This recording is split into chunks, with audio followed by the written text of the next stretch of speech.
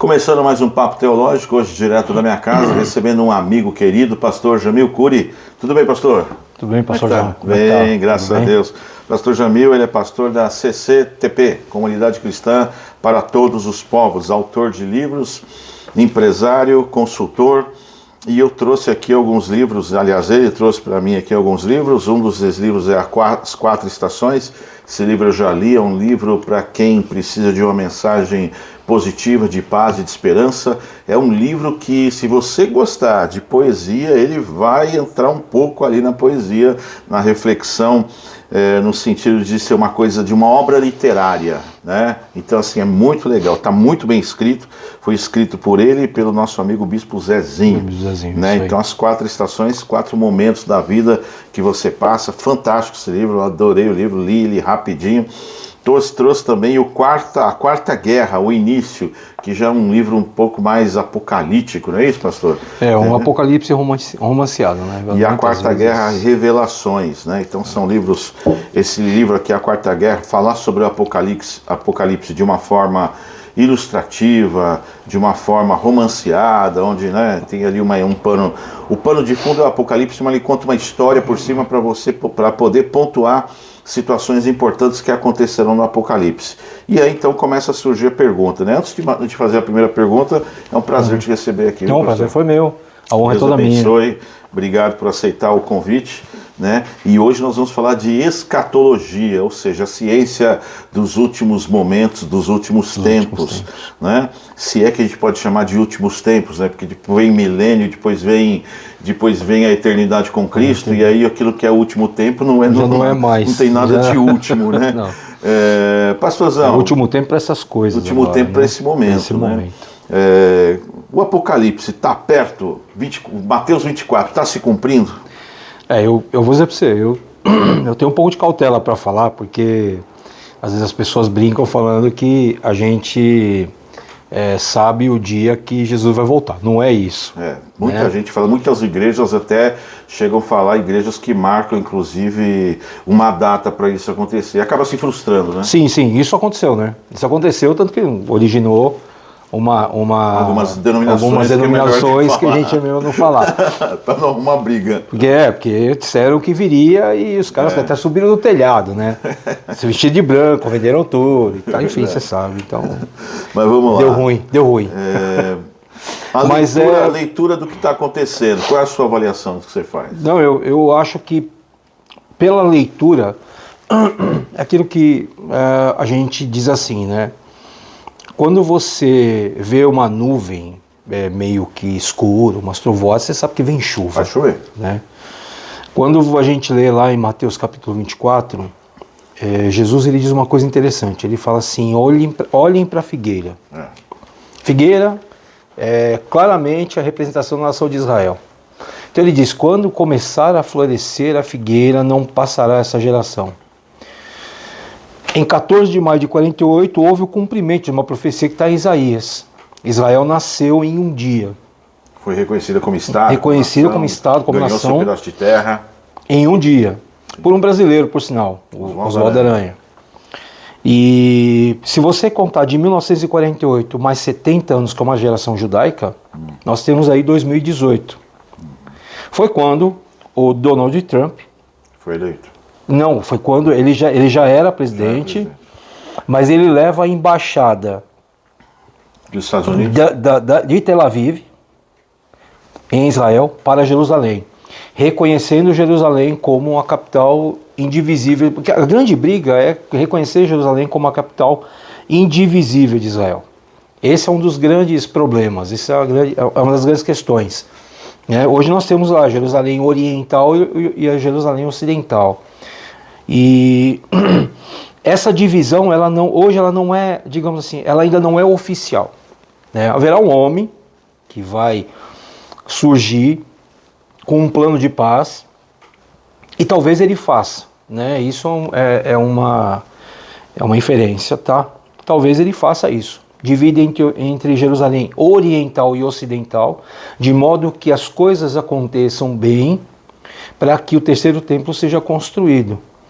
Então você já tem aí o florescimento da figueira que está escrito na palavra, então não é só o reconhecimento, não é só o reconhecimento e a plenitude, a supremacia de Israel sobre Jerusalém. A supremacia de Israel sobre Jerusalém, a vinda, né, de 2018 para cá, há um grande retorno de judeus do mundo inteiro para a nação de Israel, como nunca houve antes. Isso houve agora, tá vendo? Isso está acontecendo desde 2018. Uau. Nos Estados Unidos existe uma indicação de que muitos empresários judeus estão vendendo ou venderam suas empresas e tal, estão retornando para Israel.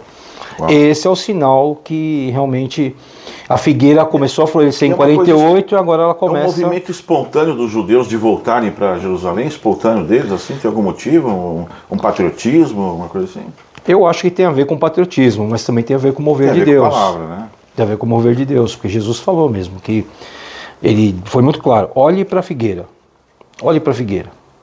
Então você vê que em 48 Israel nasce como nação, cumprindo Isaías, e aí você vê que ela enfrenta uma guerra, gente, Israel enfrentou uma guerra sem precedente. Várias, né? Eles tinham acabado de se estabelecer e de repente milhões, os seus vizinhos resolveram ir para cima. Para destruir Israel. E de uma forma milagrosa, Deus interferiu e Israel venceu a guerra. Agora, Israel se estabelecendo, vencendo guerras como tem vencido, agora também essa guerra com Hamas, essa situação toda, Israel logrou êxito, né? Está lá negociando e tudo mais, os reféns para voltar, está entrando numa fase um pouco mais de paz agora. Você acha que isso que você acabou de afirmar da figueira é o maior sinal da vinda do anticristo? Ou você também vê o movimento da nova ordem mundial sendo implantado como um grande sinal? Então, quais são os principais sinais? Um você já falou, que é reconhecer Israel como Estado, né? Como nação e ter o seu espaço. Os Estados Unidos já reconhecem. Acho que o mundo reconhece, né? Não, o mundo não. Porque a ONU... Os países árabes não reconhecem. Os países árabes não reconhecem, a própria ONU não reconhece. A ONU não reconhece? Ela reconheceu Israel como nação. Mas a grande questão é Jerusalém como capital indivisível da nação de Israel. Isso é um ponto. A ONU não reconhece. É que a gente misturou um pouquinho as bolas, né? Eu acabei até confundindo um pouco, te peço desculpas. Mas assim, a nação de Israel, ok, 1948. Jerusalém é a capital eles querem Jerusalém como a capital indivisível de Israel. Esse é o grande problema. Hoje a capital de Israel é Tel Aviv. Mas a grande questão é Jerusalém ser a capital indivisível. Eu estava vendo... A capital então de Israel hoje é Tel Aviv. É Tel Aviv. Uau, sabia disso. Então, o que acontece? Eles saem, os Estados Unidos, a Embaixada dos Estados Unidos em 2018 sai e vai para Jerusalém. E ele assina, e o presidente Donald Trump, né, assinou também o apoio à construção do terceiro templo. Esse é um outro sinal. Uau! Está lá no livro de Daniel. Se você ler lá o livro de Daniel, capítulo 9, capítulo 7 em diante, capítulo 8 e 9, você vai ver que Daniel disse que chegaria esse tempo. Né? Então não é só o Apocalipse no Novo Testamento. O livro de Daniel. São profecias de Daniel, de Isaías. Do próprio Apocalipse, né? Que o próprio Mateus mesmo, que vai apontando para essa... Que vai apontando. Jesus escreveu lá... Você vai ver isso muito claramente quando você lê Mateus capítulo 24. Né? Quando Jesus começa a dar um sinal, se você me permitir. Agora, e aquela conversa que tem de que o Apocalipse já foi cumprido, de que a besta já surgiu, porque somado os números do imperador romano, lá do nome do imperador romano, Nero, seria o 666. Como é que você vê essa nova releitura do Apocalipse a partir dessa teologia que foi feita aí, que está sendo muito divulgada, de que o Apocalipse já aconteceu? Vamos pensar o seguinte, tá? não tem como Nero ter sido anticristo. Isso é uma ideia que surgiu, fizeram tipo lá de anticristo, né? Ele é um tipo de anticristo. Assim como tem vários, mas, Hitler, né? Um tipo de anticristo. Mas ele não chega nem aos pés, na verdade. Porque o anticristo ele vai promover quais serão as plataformas para o estabelecimento da nova ordem mundial. Uma única moeda, um único governo, né? Uma única religião. O que está prestes a surgir? O que a Bíblia chama de falso profeta, apoiando um líder mundial, que vai trazer uma solução, talvez seja uma solução para o conflito em Israel agora, talvez seja colocando ali, dando uma solução para o conflito entre as nações árabes e a nação de Israel. Se você analisar esse tratado de paz, ele já começou a ser costurado no próprio governo do Trump. Porque o Jared Kushner, que é genro do Trump, ele tem uma forte influência dentro de Israel, porque ele é descendente de judeus. Ele ajudou a costurar alguns acordos de paz já lá. Eu não estou dizendo que ele é o anticristo. Alguns entendem que ele é. Alguns entendem que é o próprio Trump.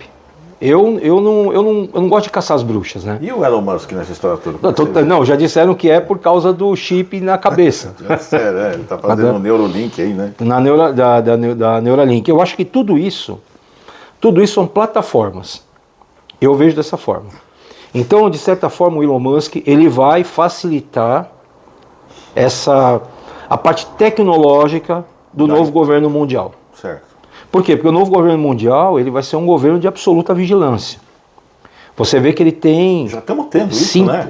Muito mais do que a gente está tendo. A gente já está tendo isso com rede social, com câmera, que isso aqui está ouvindo a gente, né, meu? Isso aqui ouve a gente, então já está tendo uma situação assim de supervisão assim de uma forma absurda, né? Com chip, isso aqui já é um chip. Você vai receber um chip. Não, você comprou o seu chip. Você comprou já. Sim, você não precisa botar ele. Você está usando, entendeu?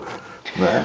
Mas o interessante é que quando a gente fala que você falou do 666, eu entendo que o 666 é o sistema. Talvez aqui seja o próprio sistema da internet. O 666 é o sistema. A marca da besta porque a palavra diz assim, que aquele que não tiver a marca não poderá comprar nem vender, né? Você fala sistema, você está querendo dizer assim, o meio pelo qual as incorrências monetárias vão se dar, as incorrências de vida vão se dar. Sim. Que já está acontecendo. Já está acontecendo. Tudo acontece pela internet hoje. Meu documento está aqui, meu banco está aqui, tudo acontece por aqui. Não, e a gente está hoje, a gente tem a tecnologia 5G. Virá a 6G. A tecnologia 6G, se a 5G permite uma vigilância muito mais... como a gente está vendo hoje, porque, veja, né, pela idade que nós dois temos aqui, a gente não precisa contar para ninguém, mas pela idade que a gente tem,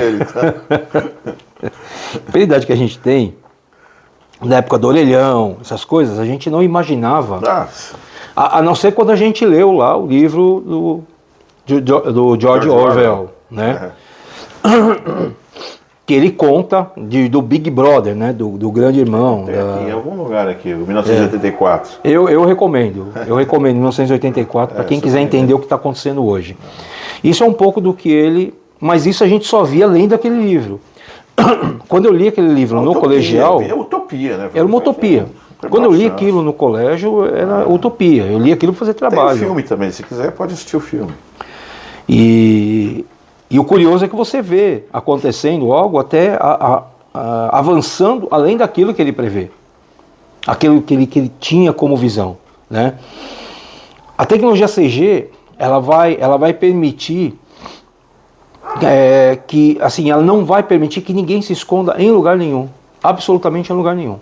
Isso é o que alguns especialistas dizem. O satélite vai detectar pessoas em todo canto. É só você ver quem gosta, por exemplo, do Will Smith, assiste lá o filme O Inimigo do Estado, que é de antes de 2000, se eu não estiver enganado, eu acho que é de 98, 99. O satélite, ele começa a pegar o cara fugindo, quando detecta o cara está fugindo se eu não me engano, com o celular, e o celular está captado pelo satélite. O satélite já vê o cara e pega ele em tempo real. E ele está correndo, fugindo e está filmando um cara em tempo real. E isso nós estamos vendo no filme. Isso vai ser, né? Sim, e isso vai ser uma implantação muito mais forte quando entrar o 6G. Porque daí a gente vai ver isso muito mais, como é que eu vou dizer? A privacidade do cidadão, ela realmente vai acabar. Ela realmente vai acabar. Ela praticamente, hoje, ela já tem um risco. Por exemplo, é o que você falou do celular, né? Outro dia eu estava conversando com a minha esposa, é até engraçado, estava um negócio de sapato, né? Estava um negócio de sapato, de repente ela abriu o celular no Google, começou a trazer um monte de propaganda de sapato. Ela pegou, ela brincando, soltou o celular e falou assim, ó, sai desse corpo. Porque, cara, isso no nosso cotidiano. Para te trazer o marketing, para te trazer aquilo que é consumo.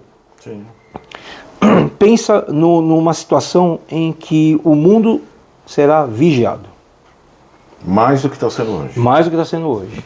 Hoje já está sendo muito, né? Até que o Edward Snowden, né? Ele foi preso justamente porque ele falou assim, olha, não queria falar nada não, mas as plataformas aí de internet está espionando todo mundo. Está espionando todo mundo. O governo brasileiro, o governo chinês, está espionando todo mundo. Por isso que está dando esse pau de internet, que a China não quer internet americana, a americana não quer internet chinesa, porque isso aqui está espionando todo mundo. E ó, eu te falo, a China está assim, nessa questão de vigilância, a China está ao passo na frente de todo mundo. É mesmo?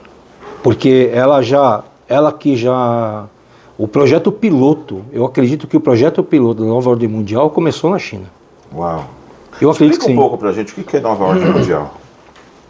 A Nova Ordem Mundial é quando tudo vai ser estabelecido como um novo paradigma. É um novo paradigma. Um novo governo, um líder mundial. A gente já vê hoje, por exemplo, essa mobilização que não é só no Brasil, contra, a favor, aliás, do... É como se os grupos de comunicação passassem para a população a necessidade de uma nova mentalidade. De uma nova mentalidade. Para poder se estar no mundo. Uma mentalidade de tolerância, mas que vai além da tolerância, sim, né? Que vai no âmbito da aceitação e da própria recepção de todas as culturas, de todas as religiões. Isso vai provocar um ecumenismo, toda religião é boa, vai provocar um sincretismo, a gente tem que pensar igual para ninguém entrar em conflito com ninguém, porque essa coisa de conflito a gente já vê que é politicamente incorreto, né? Então já está a palavra incorreto já foi colada em quem não quer se misturar. Exatamente, né? Exatamente. Já foi colada em quem não quer se misturar. Então a nova ordem mundial é essa mudança de mentalidade para você aceitar tudo, achar tudo normal, abrir o coração para tudo, entender que tem que ter realmente órgãos mundiais para cuidar de todo mundo. E já tem alguns órgãos assim, né? Você já tem a ONU, que é um órgão mundial, né? A Organização Mundial da Saúde. Que é a Organização Mundial da Saúde, e que tomam decisões aonde nem sempre favorece as minorias, mas favorece esse projeto. Sim. Favorece o projeto. Nem sempre favorece países que estão realmente necessitados, mas favorece o projeto de implantação de uma mentalidade mundial. E por que o perigo dessa mentalidade mundial? Porque vai descaracterizar completamente o pensamento cristão. Todo o pensamento judaico-cristão. A intenção é essa. O pensamento cristão. Descaracteriza Jesus como Salvador. Sim. Descaracteriza a necessidade de salvação do ser humano como pecador. O ser humano não deixa de ser pecador para ser um produto do meio, entendeu? Onde qualquer coisa que ele faça foi a sociedade que obrigou a fazer. O cara rouba, ele é vítima, ele não é mais, entendeu? Ele não é ladrão. Sim, ele não é ladrão, ele é Entendeu? vítima. Ele é uma vítima. um coitadinho e tudo mais. Então tira-se esse peso do pecado, aniquila-se o pecado. Se aniquilar o pecado, se a gente tirar o peso do pecado do ser humano, a gente está criando uma besta fera. O cara não tem limites. Tudo que ele fizer está dentro da lei. Cria-se leis para poder permitir com que as pessoas façam o que elas querem, né? Aborto, pedofilia. É aí que eu ia chegar. Você entendeu? Eu falei que eu não estranharia o dia que eles criassem uma lei que fizesse com que, por exemplo, o pedófilo, ou então uma maneira do pedófilo ser tratado como doente. Eu falei que eu não estranharia. Eu já ouvi demais esse tipo de coisa. Pedofilia, doença, não, olha, pedofilia, entendeu? Então eu já ouvi demais isso. E tem países árabes que eles, até hoje, homens casam com crianças lá, né? Sim. Então até hoje os países árabes têm isso. E aí eu já vi alguns intelectuais dizerem assim, né? É cultura deles, a gente não pode entrar nessa questão, não podemos proibir essa questão, porque essa é cultura desses povos. Mas se há de convir comigo, é cultura deles, que essa história de ser cultura também. Exatamente. É cultura dos caras. É cultura dos caras. Então você vê que essa é uma conversa hipócrita. Muito. Porque, por exemplo, para cá ela não serve. Só serve para criança. Só serve para criança. Só serve para criança. Entendeu? O árabe, tipo assim, porque é uma cultura de algumas nações árabes. Ok, não tem problema, é cultura. De matar pessoas que professam outras religiões. Então aí tudo bem. Então beleza. Então tá certo matar, beleza. Tá, beleza. Vamos aceitar e vamos deixar assim. A cultura a gente não pode entrar nessa questão. Né? Você vê, na Copa do Mundo mesmo teve aquele problema, se eu não me engano, com um cara que é o capitão do time da Alemanha. Né? Você vê, bateram na questão do homossexualismo. Sabe como é que a Arábia Saudita como são os países árabes? A Copa foi lá, aí o cara botou uma braçadeira aqui, colorida, já deu um bafafá enorme, entendeu? Mas mesmo assim foram fazer a Copa lá. Por quê? Porque o que importa é o que eu falo, não é o que, mas quem. Isso a gente está vendo no Brasil. Dito, mas é quem fala. Mas quem fala? Depende de quem falar, todo mundo engole. Todo mundo engole. Entendeu? Por exemplo, a história do cara que pode... não tem problema se o cara roubar um celular para tomar uma cervejinha. Não tem problema. Mas tem problema se você, por exemplo, disser que político é corrupto. Né? Que nem eu estava lendo hoje... Vamos proibir a ivermectina, mas vamos liberar a maconha. Entendeu como é que é? É difícil, né? É difícil, cara. Sabe? Então, isso não é só aqui. Por exemplo, eu estava vendo um pastor comentando que nos Estados Unidos hoje você não pode falar, na época do Natal você não pode falar Happy Christmas. Feliz Natal. Happy Holiday, se eu não me engano. Entendi. Você não pode falar Feliz Natal, porque você ofende... remetendo a data cristã, e a data cristã é uma data ofensiva para muitas pessoas. Para muitas pessoas, sim. Então, a nova ordem mundial, ela é exatamente essa imposição dessa mentalidade que visa criminalizar quem pensa diferente. Quem pensa diferente. Né? Então, você, na sua identidade cristã, vai ser desconstruído, você vai perder, eles vão sufocar seus valores, vão te pressionar para você não professar sua fé, porque sua fé é ofensiva. A pessoa dizer que um pecador vai para o inferno, né? Sim. Então tem que desconstruir isso para criar essa nova mentalidade. E essa mentalidade ela é criada para haver essa união mundial. E essa união mundial ela propõe, como eu diria assim, ela principia a vinda do anticristo, né? É isso que a Bíblia diz, né? Então, o anticristo vai ter esse governo mundial, né? Então, você falou para a gente, pastor, que o movimento que acontece em Israel é uma espécie de termômetro, né? Para a gente saber, né? Para mim sempre foi. Termômetro. Eu estudo isso desde 1995. Segundo o termômetro que você colocou, a questão a preparação para a construção do terceiro templo. do terceiro templo. Do terceiro templo de Israel. Do terceiro templo de Jerusalém. Eu ia colocar a segunda questão como esse movimento que é feito para a mentalidade da nova ordem mundial. Se você e aí tem perceber também o movimento para a construção do terceiro templo. Se você perceber, é um trabalho em conjunto. Sim, tudo vai acontecer. É um trabalho em conjunto. Mas todo mundo vai sendo cozido de uma forma que você nem percebe. Você acha que tá não tudo percebe, bem, você acha que está tudo bem. Tá tudo o que importa é o amor. Você concorda com o politicamente correto, né? Exatamente. Não, é importante, né? A pessoa vai Mas você vê que tem pastores, por exemplo, assim, tem líderes, né, cristãos, que defendem, por exemplo, que a Bíblia tem que ser atualizada, tem que ser alterada. Sim. Né? Ela não, é inerrante, cara. Ela é inerrante. Deus, ele cumpre o que ele fala. Se você, a partir do momento que você está pegando um livro sagrado, está falando assim, ó, isso aqui é meu livro sagrado, mas não é tão sagrado assim. Sim. Entendeu? Não é sagrado. Ele é meio profano, ou é sagrado ou não é sagrado. Tem que dar uma alterada. Eu acho assim que não é que tem que ser alterado, mas você tem que fazer uma leitura, uma hermenêutica. O que é hermenêutica? Hermenêutica é a arte da interpretação. Sim. Então você tem que fazer uma hermenêutica dentro da realidade de hoje. Né? Então, por exemplo, assim, Abraão pegou o filho dele, Isaac, e levou para oferecer sacrifício no Monte Moriá. Né? E nós vivemos um tempo da graça hoje. Então Jesus aboliu esse tipo de coisa.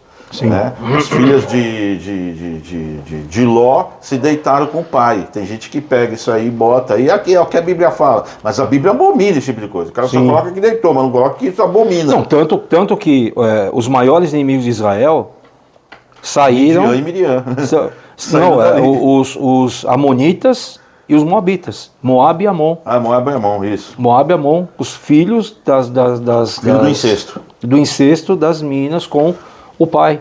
Quando a mãe virou estátua de sal lá. Então, exatamente. Então o que acontece? A palavra de Deus ela tem que ser relida hoje à luz da nossa cultura, claro, à luz do século XXI que nós estamos vivendo, mas sem precisar alterar ela. Ela é aquilo lá, ela não se advoga em torno de si mesma. Sim.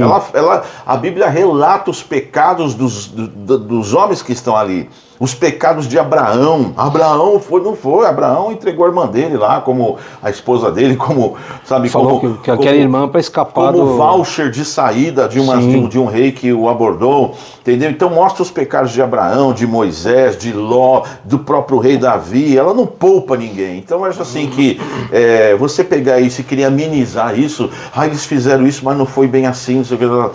Então eu acho assim que esquece a Bíblia, cara. Inventa um livro de história aí, vale outra coisa, entendeu? Mas o que é importante, imagina, o que é importante a gente ficar muito claro para nós é que assim, ela é inerrante. Ela é inerrante. A profecia, por exemplo, cumprindo em Israel é uma situação. Eu vou falar para você de uma coisa que para muitos passa batido. Se você ler, por exemplo, em 2 Pedro capítulo 3, a palavra diz assim que um dia para Deus é como 1000 anos e 1000 anos como um dia. Isso. O que ele fala para Abraão? Presta atenção nisso. O que ele fala o que ele fala para Adão quando ele fala, se você comer desse fruto? Ele fala assim, certamente no dia que comerdes, morrereis. Aí você pergunta, numa sala de aula, que eu já dei aula de teologia, você pergunta assim, Adão morreu? Todo mundo, a maioria, vai dizer assim, não, ele morreu espiritualmente. Eu falei, não é disso que eu estou falando. Ele morreu fisicamente? Não Morreu. Ele morreu. Ele morreu com 930 anos. Um dia é como 1000 anos. 1000 anos é como um dia. Deus falou, no dia em que você comer... Porque quando ele criou o homem... Deu um dia. Ele criou o homem para ser eterno. O pecado afastou o homem da presença de Deus. Ele falou, certamente, o dia que você comer, você vai morrer. Ele morreu no dia. Com 930 anos, ele morreu no dia de Deus. No dia de Deus, ele está falando. Morreu no dia de Deus, cara. Então a palavra é inerrante, cara. Ela isso não se discute. E a gente vê, por exemplo, dentro dessa linha, dessa construção de uma nova mentalidade para a nova ordem mundial, esse apoio, por exemplo, à liberação da maconha, das drogas, né? A liberação da maconha. Aí você vê alguns líderes cristãos que também defendem, porque diz que se usava um produto oriundo da cannabis para fazer o incenso. Né? Cara, não... É a mesma coisa que pegar o meu sobrenome Cury. Não lasca, né, velho? Cara, eu sou Cury, mas não sou parente do Augusto Cury, velho. Ah, mas você escreve. Tá bom, eu escrevo, sou parente do Augusto Cury. Eu tô fazendo uma analogia para você entender. Ah, entendi. Eles têm a mesma... Entendi. Não é porque o concreto é uma benção que você vai comer concreto. Que você vai comer concreto. É verdade. Eles têm essa ligação, tá? A maconha, ela tem essa, como é que eu vou dizer? Ela tem essa origem, da mesma origem do que usavam lá. Mas o que usavam lá atrás, se você estudar, não tinha o teor de THC pesado. Aquilo não era usado para recreativo, aquilo não era usado para tráfico, aquilo era usado até para tecido. Queria até comentar uma coisa aqui, quando eu falo de liberação da maconha, eu sou amigo de pessoas que fazem o uso medicinal, né, do óleo. Do óleo da cannabis. E que é um remédio importante e um remédio que traz alívio para muitas pessoas. Sim. Então, nesses moldes de remédio que traz alívio para pessoas, que cura dores e espasmos neurológicos de pessoas, isso não tem nada a ver com a liberação para uso recreativo, não sei o que, entendeu? Isso é outra história. Então, queria deixar bem claro essa divisão aqui de um produto enquanto remédio, de um produto enquanto entorpecimento de mente. Para você poder sair da realidade. São duas coisas diferentes. Né? Tudo aquilo que te tira do teu centro não agrada a Deus. É simples assim. Pronto, você quer entender? Você quer saber? Te tira da realidade. Te tira da realidade? Acabou. Ah, então a bebida está inclusa? Tá inclusa. A bebida alcoólica está inclusa nisso. Sim. Tanto que a palavra diz, né? Para você não olhar, não é esse o termo que a palavra diz, mas diz assim, para você não olhar com certa cobiça um copo de vinho. Que é para você não se embebedar. Você vê, Noé se embebedou. Condena a embriaguez. Noé se embebedou, ficou. Aí o que aconteceu? Deu ruim. E na tradição judaica, se eu não estiver enganado, no Midrash, não fala, por exemplo, o que nós aprendemos na escola bíblica, né? Na escola bíblica. Porque na escola bíblica a gente aprende, por exemplo, que cão se divertiu, o rio do pai. Rio do pai. É isso que nós aprendemos. Isso. Já na tradição judaica, que é uma tradição oral, diz outra coisa. Pior, né? Aconteceu uma coisa pior. Muito pior. Muito pior. Muito pior. Coisa do talvez, isso é tradição oral, não sou eu que estou dizendo, que talvez o cão tentou meio que abusar do Noé. Então Noé amaldiçoou ele. Porque você não entende. Por que um pai amaldiçoa depois do filho? Porque riu, que ele estava meio chapado, né? Com perdão da expressão. E aí cria até como dizer assim, uma teologia contra o riso, né?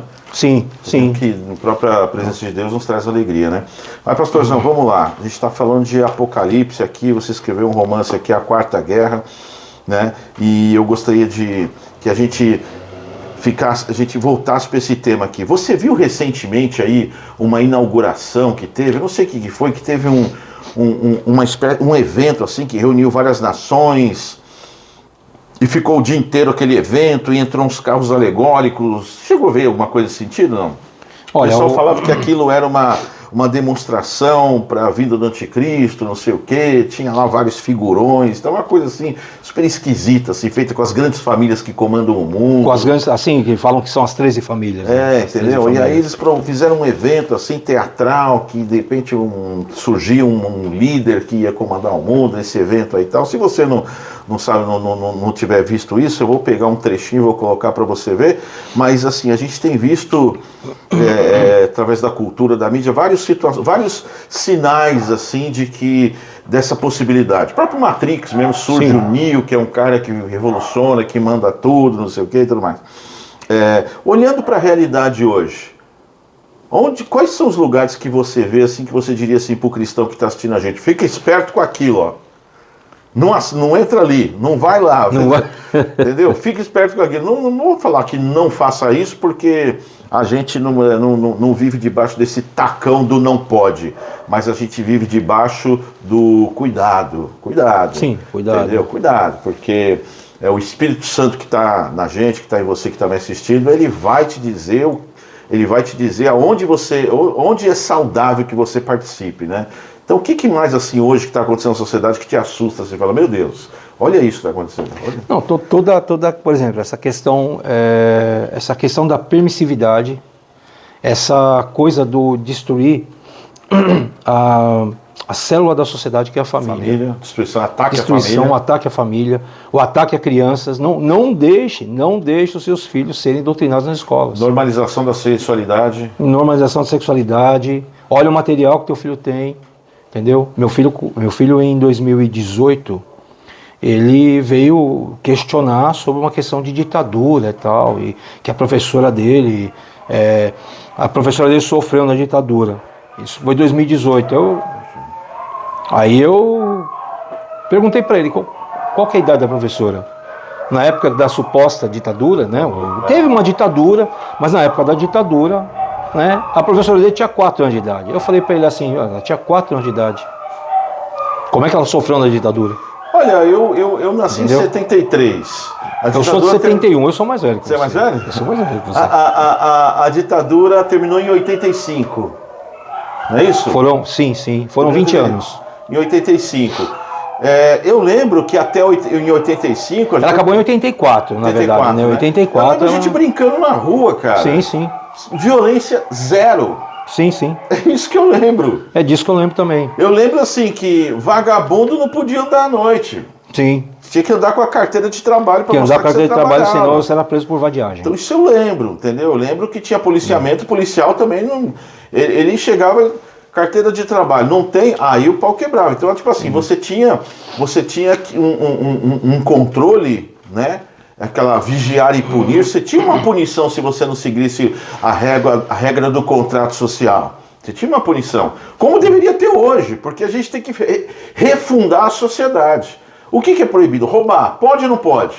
Não pode. Não pode, acabou. Então acabou. Não pode, acabou. Roubou é pau e cadeia. Cadeia, acabou, velho. E acabou, não tem conversa. Assim. Entendeu? Mas hoje não, o que acontece? A gente vive que nem você está mesmo falando o que a gente deve prestar atenção, a gente vive uma adulteração dos valores, aonde o cara rouba e ele é tratado como vítima. Entendeu? Então assim, hoje pergunta, pode roubar? Na cabeça de muita gente, pode roubar. Tanto é que a gente tem um presidente que foi preso, a quadrilha dele roubou pra caramba. E é um bom exemplo de que o próprio presidente fala, eu não aguento mais ver jovem que rouba o celular só para tomar uma cervejinha. Qual que é o problema, né? Entendeu? Então, o que acontece? Hoje em dia, pode roubar, pode adulterar. Tá claramente... Olha o problema, por exemplo, que a Califórnia enfrenta hoje por causa da liberação dos tais $900. Eu estava vendo uma cena outro dia do cara acuado com um taco de beisebol no carro e os caras cercaram ele para roubar as coisas dentro do carro. Ele começou a dar em todo mundo. Por quê? Roubou até $900? Beleza, não tem problema. Problema nenhum. Não tem problema nenhum. Agora imagina, se converte $900. Imagina se isso aqui pega a moda aqui. Converte $900 para o real de hoje. Você imagina que festa ia ser? Imagina, a festa que ia ser, o cara chega no mercado, faz a compra e ninguém pode falar nada. Afinal de contas, né? Afinal de contas, você entendeu? E os caras pegam, saem. Eu vi que esse negócio dos $900 não é que você está liberado. É que até $900 a punição é menor, é uma punição muito branda, é uma punição branda. Assim, mas não deveria ser. Não deveria ser. Não Por isso deveria que eu falo ser. Assim, que tem que refundar para poder saber. Então o pessoal reclama da ditadura, que na época da ditadura, as leis elas funcionavam mais. Entendeu? Sim, vai ter consequência. vai ter consequência. Vagabundo não pode andar, não sei o que e tal, entendeu? Então assim, tinha corrupção? Acredito que tinha, porque a gente não sabe. Né? Mas na verdade, não estava nos bastidores do poder. Mas uma coisa eu sei, o general Figueiredo morreu pobre. né? Sim. Não deixou nenhum patrimônio absurdo para nenhum filho. Sim. Né? Entendeu? Então, assim, a gente vê. Isso Eu acho que a verdade tem que ser dita mesmo. faz nos Isso que entender que. Ah, mas você está falando que você é a favor de general? Não. Sou a favor. Também não sou a favor de ditadura. Sou a favor de refundar a sociedade com valores claros para todo mundo. Sim. Entendeu? Porque Pode hoje ser- é aquela coisa do. Não é o que se fala, mas quem fala. Pode ser ocioso não trabalhar e viver dependendo do Estado? Não pode. Não pode. Não pode. Eu aprendi que não pode. Eu aprendi a não depender do Estado. Eu aprendi o seguinte, cara, vai trabalhar, vai fazer suas coisas, não espere o Estado, que o Estado não vai fazer nada por você. E hoje Sim. é ensinado justamente o contrário. O contrário. Você tá entendendo? Então, Mas é porque alimenta o sistema.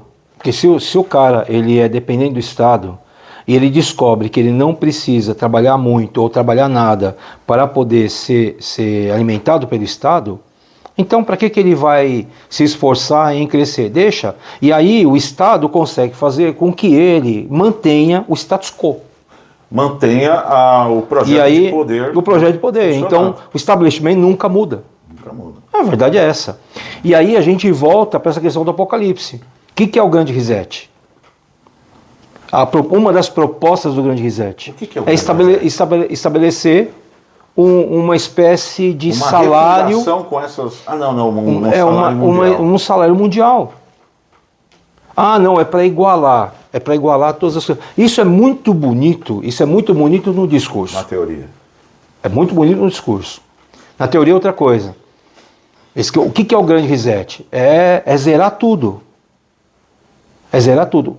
E dentro do grande reset também, eu tenho um vídeo falando, explicando o que é o grande reset com mais detalhe. Mas o grande reset tem a ver com esse alavancar da nova ordem mundial. Porque veja bem, em que circunstâncias o anticristo ele sobe no poder? Quando está tudo um caos, quando está tudo uma bagunça, Todo mundo clama quando por uma houve solução. uma batalha e todo mundo pede uma solução. Por exemplo, esse livro, por que ele é o Quarta Guerra? Esse livro eu escrevi ele na verdade eu escrevi em 2014. Tá? Por que ele é o Quarta Guerra? Porque as pessoas pensam que a Terceira Guerra Mundial é a última. Na minha visão não é, porque a Bíblia fala sobre a batalha de Gog e Magog e fala da batalha final. O que é a batalha de Gog e Magog?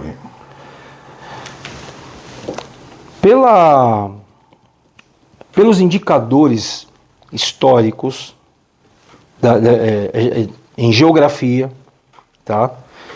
Pela geografia hoje, pela geografia de hoje, Gog e Magog entende-se que é a união da Rússia com algumas nações árabes. Na ficção, o livro trata disso. A Rússia faz uma aliança secreta com as nações árabes e resolve atacar Israel.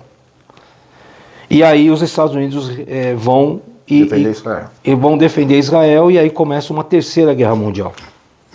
Essa terceira guerra mundial no livro, o que ela diz? O que ela diz não? O que acontece por causa dessa terceira guerra mundial no livro? Há uma desestabilização mundial. A economia fica arrasada, as bolsas quebram, existe um caos mundial. E aí, de repente, surge um cara de um paizinho pequenininho lá, um político proeminente, bilionário, que traz uma solução. Por isso que eu falo que ele é romanceado. Ele traz uma solução e aí entendem que ele é o cara que pode salvar o mundo com a solução que ele trouxe. Aí ele vai estabelecer um acordo de paz entre Israel e os árabes de 7 anos. Uau. Biblicamente, esse acordo de paz de Israel entre os árabes de 7 anos é a grande tribulação. A última semana de Daniel. É a última semana de Daniel. Só que a tribulação, você diz assim, não, uma tribulação não está acontecendo aqui. Não, pode até ser mesmo. Sabe por quê? Porque a tribulação, quando você lê o livro de Daniel, ele fala assim, para esses dias que estão guardados para o teu povo, é para o povo judeu. Então quem vai sentir mais na carne, o mundo inteiro vai sentir, mas quem vai sentir isso mais patente vai ser o povo judeu. Porque começa então a grande tribulação. A grande tribulação são 7 anos, 3 anos e meio. O mundo vai ter paz, vai começar a ter paz, vai começar a ter alguns índices de prosperidade. Aí entra, no meu entender, aí entra o grande reset. Porque daí reseta tudo, todo mundo volta a zero, começa tudo de novo. Há uma redistribuição de riquezas mundial. Então está tudo maravilhoso. Tudo maravilhoso. O amor é o que importa. Então não importa a forma de amor. O que importa é que, se você quiser casar com a árvore, que nem teve eu vi uma reportagem de uma menina louca, vocês chegaram a ver, casou com uma árvore. Ela casou com uma árvore. Isso não é brincadeira, ela casou com a árvore. Uau. Então se você quiser casar com uma árvore, quiser casar com um cavalo, quiser... É o amor que importa. Entendeu? O amor é que importa. É por isso que eu falo para você que não me assusta, por exemplo, se legalizar até mesmo incesto. Tem não vou citar o nome, mas tem um político nosso que acha que o poliamor é o que vale, inclusive de um pai com uma filha. Você tem, cara, isso para mim é algo inimaginável. Não, tem políticos batendo nessa tecla. Agora, o que vai acontecer na tribulação? Na tribulação isso começa a ganhar força. São propostas que começam a ganhar força, que começam a ser, digamos, normalizadas. Elas são normatizadas para serem normalizadas na sociedade. Então elas são normatizadas para se tornarem normalizadas na sociedade. E aí, o que vai acontecer? Daqui a pouco vai ser uma ofensa. Você ser homem, branco, cristão, heterossexual. Já é, né? Pai de família. Não, daqui a pouco vai ser uma grande ofensa. Vai ser uma grande ofensa. Vai ser uma grande ofensa. Então quando você... Porque eles combatem tudo. Eles combatem toda a forma de cristianismo. Mas nenhuma outra religião eles combatem. E os outros 3 anos e meio de perseguição? Aí nós temos... Eu acredito que nesses 3 anos e meio, o que vai acontecer? Até a palavra diz que esse líder ele vai sofrer um golpe de morte e volta à vida. E aí a gente entende, quem estuda escatologia entende que quem volta no corpo dele é Satanás. Porque curiosamente, quando acaba o Apocalipse, o livro do Apocalipse, que ele diz que Satanás é jogado num lago de fogo, a palavra diz, onde já está o falso profeta e o anticristo. Ou seja, o anticristo é uma pessoa, não é um robô, como alguns entendem que é um robô de inteligência artificial. Não é uma pessoa que no momento em que ele sofreu essa fria de morte, talvez um atentado, como o que quase aconteceu, por exemplo, com o Trump semana passada. Talvez ele sofra um atentado, que ele morra na hora, e como o diabo ele imita Cristo em tudo, ele imita Deus, então pode ser que esse cara sofra um atentado, ele morra e ressuscita ao 3º dia. E todo mundo vai ver. A internet está aí para isso. O que é o 6G? Mas isso é uma teoria. Isso é uma teoria, certo. Absolutamente possível. O livro trata disso. O livro trata disso. E o livro vai na sequência que o livro do Apocalipse vai mostrando cronologicamente como aconteceria. Isso aqui não é a intenção de ser um tratado. Entendi. Não, é um romance, né? É um romance, mas que você vai entender um pouco melhor. Então eu tô me apoiando nele, claro, para poder falar o que aconteceria nessa sequência dos últimos dias. E a questão do grande templo, que você falou que é mais um sinal dos últimos tempos? O Daniel foi muito claro sobre o 3º templo. O 3º templo, para ficar pronto, primeiro, existe o Instituto do Templo. Quando eu falei isso, uma vez numa palestra, uma pessoa disse que isso era a teoria da conspiração. O Instituto do Templo eu vi porque o Instituto do Templo existe. A Aline, né, em Israel, né, tem no YouTube, tem o canal da Aline, né, e vai lá no canal da Aline no YouTube e assista lá. E ela faz a visita ao Instituto do Templo. Sim, o Instituto do Templo que está lá, o templo, essa é a maquete do templo pronta. Tudo pronto, roupa de tudo pronto, roupa sacerdotal, a menorá de ouro, tudo pronto. O que faltava para que... Porque eles podem levantar esse 3º templo, eles podem levantar rápido. Sim. Porque antigamente, né, os evangélicos, eu me converti em 94, 93 para 94. E nessa época o pessoal falava assim, nossa, mas até construir o templo, então demora, quando começar a construir demora 7 anos. Não, não é assim. A tecnologia hoje permite que o terceiro templo seja construído assim, ó, rápido, rápido. O que faltava para a inauguração do terceiro templo? A novilha vermelha. Agora, por favor, não sigam o que eu estou falando. Quem está assistindo a gente, vai dar uma pesquisada. Os caras produziram a novilha vermelha. Deuteronômio manda que quando você consagra o templo, tem que ser uma novilha vermelha perfeita. Ela não pode ter nenhum defeito. É um detalhe que eu não peguei, isso aí. Já li Levítico várias vezes. Não, ela não pode ter absolutamente nenhum defeito. Ela pode ter nenhum. Entendi. E através eles da produziram, engenharia genética fizeram isso. Através da engenharia genética, conseguiram produzir a novilha vermelha para o sacrifício. A Arca da Aliança? Então, isso é uma questão, porque assim, alguns estudiosos entendem que a Arca da Aliança Deus retirou. Se ele retirou, então... Agora, por exemplo, tem arqueólogos que acreditam piamente que a Arca da Aliança está soterrada aonde hoje é a Mesquita de Al-Aqsa. E aí, você fala assim, mas como é que então os caras vão conseguir resgatar a Arca da Aliança? Só o fato do Ariel Sharon ter pisado na escadaria já deu a intifada em 2000 e pouco, 2005, se eu não estiver enganado. Já deu uma intifada, já deu uma guerra entre os palestinos, entre os árabes e israelenses. Você imagina como é que vai entrar para resgatar? Para isso vai precisar de um acordo. A construção do terceiro templo, ela começa com um acordo. Uau. A partir do momento que você vê um cara, né, de repente esse cara vai ser um prêmio Nobel da Paz. O cara é um prêmio Nobel da Paz, o cara é uma sumidade. E de repente esse cara chama os dois lados e concretiza aquilo que estão fazendo hoje. Porque, por exemplo, já está em andamento hoje os acordos de Abraão.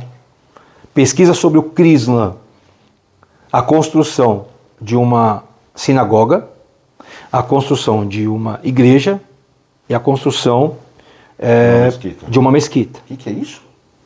Como é que chama isso? Como é que chama isso? É o sincretismo. Crislam. Crislam? Crislam, pode pesquisar. Meu Deus do céu. Pode pesquisar, o Crislam.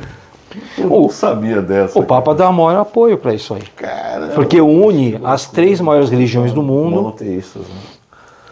Que loucura, velho. Une as 3 maiores religiões do mundo, em que todo mundo vive pacificamente. Eu não estou dizendo que a gente tem que viver em guerra, não é isso. Não, nem a gente. Mas que não é isso, as profecias vão se cumprindo, a gente vai vendo e ficando assustado, isso é fato. Pastor, a gente tem que encerrar, né?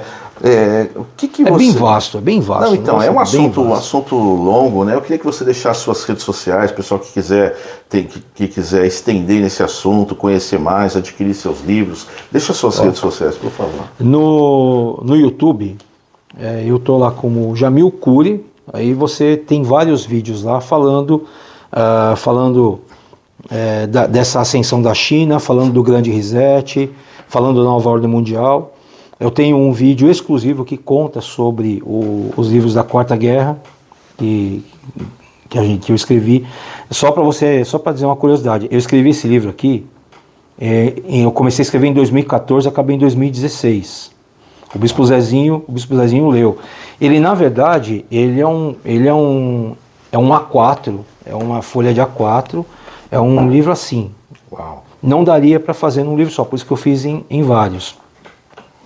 E eu tenho um amigo que vai estar assistindo a gente aqui, que é o Rafael. O senhor Rafael leu o livro e fala do conflito da Rússia em 2022. Eu tive com ele no encontro há umas 3 semanas atrás. Ele falou assim para mim, como você sabia disso? Foi profecia? Não foi profecia. Agenda. Eu estudei ocultismo antes de me converter. Porque não era para eu estar aqui. Uau. Não era para eu estar aqui, era para eu ter seguido o ocultismo. Eu quero te trazer de novo para a gente falar sobre essa fase do ocultismo aí que você vai ver, muito curiosa também. A gente vai falar sobre... É delicado, mas a gente vai falar sobre aquilo que a nova era começou nos anos 90 a alavancar para fortalecer aquilo que vai ser a nova ordem mundial. Quando eu falei nova ordem mundial em 95, você sabe que me botaram até de banco. Não sabia. Não, botaram até de banco. É a teoria da conspiração, isso não... E hoje em dia é uma realidade, né? O Olavo de Carvalho falou muito sobre a nova ordem mundial, né? Trouxe à tona essa realidade, né? Pastorzão, é isso. Agora eu queria que você desse uma consideração final para todo mundo que está ouvindo a gente, aí, diante de tudo que você falou, se tivesse que dar uma conclusão aí, entendeu? Rapidamente, um último parágrafo aí. Fica à vontade aí para você dar uma dica aí para as igrejas aí, porque também tem muitas igrejas hoje que não estão percebendo esse movimento e que está indo de um jeito, até participando do movimento da nova ordem mundial, né? Até participando, apoiando. Principalmente quando apoia algumas agendas, pautas, né? Algumas pautas, como por exemplo a pauta 2030 da ONU, que um dia a gente vai falar de novo. Então. Mas, por favor, suas considerações. O que eu diria? Deixa eu só passar o resto das redes sociais, das redes, claro, que claro. É o YouTube, é Jamil Cury, o Instagram é Jamil Cury 12, no Facebook está Jamil Cury também, tá? Com CURY no final.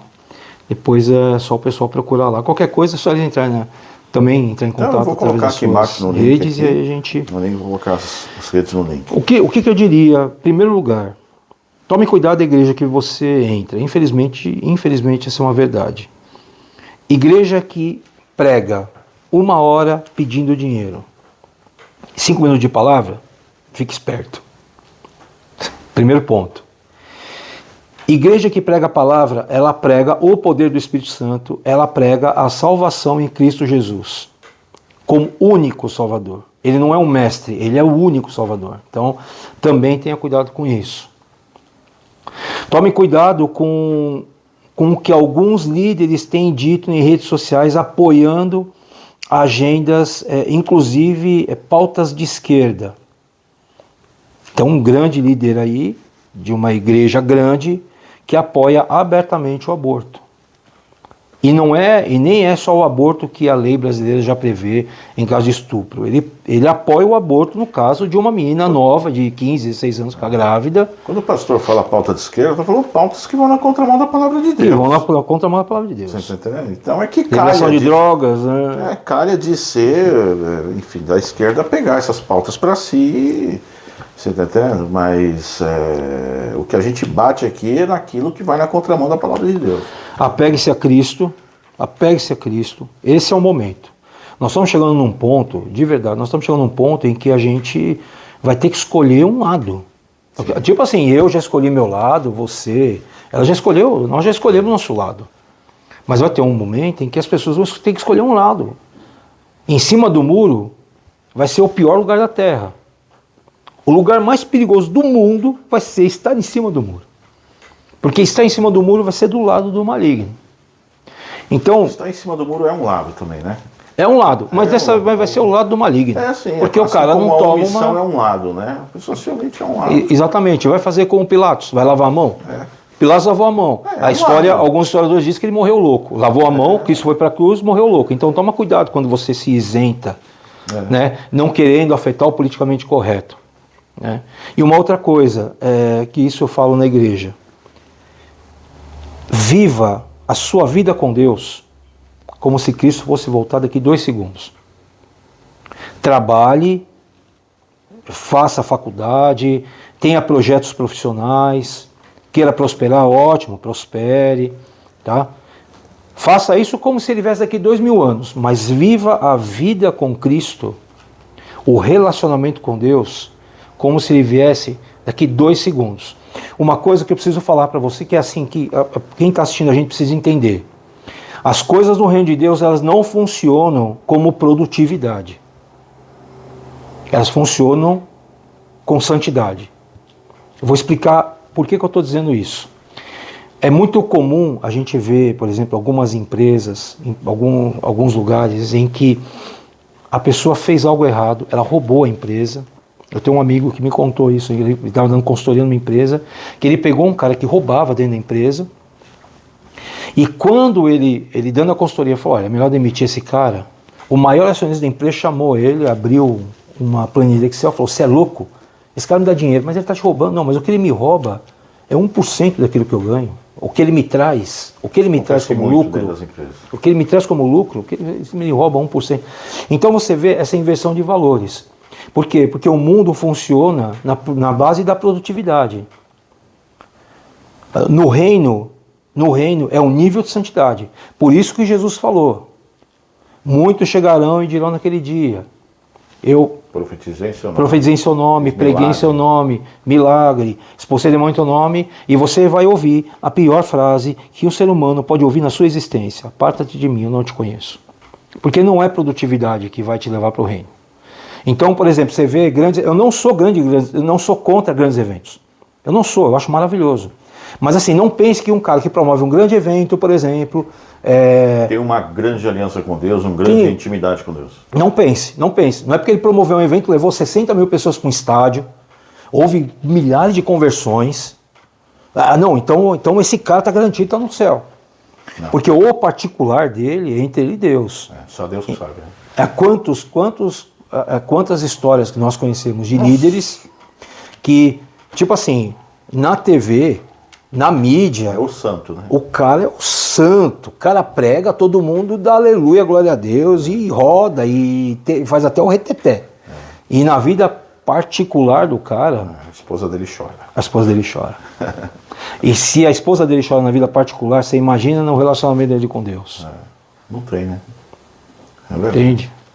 Pastor, muito obrigado por estar aqui. Obrigado você. A honra foi minha. Estado com a gente. Vai voltar para falar sobre, a gente fala sobre ocultismo, sobre uma infinidade de assuntos aqui, que o pastor é um caminhão de informação e a gente quer usufruir dessas informações, desse conhecimento. Obrigado, Deus abençoe. Obrigado você que assistiu a gente, até a próxima, se Deus quiser. Obrigado por tudo. Obrigado. Obrigado. Deus abençoe. Deus abençoe. Obrigado.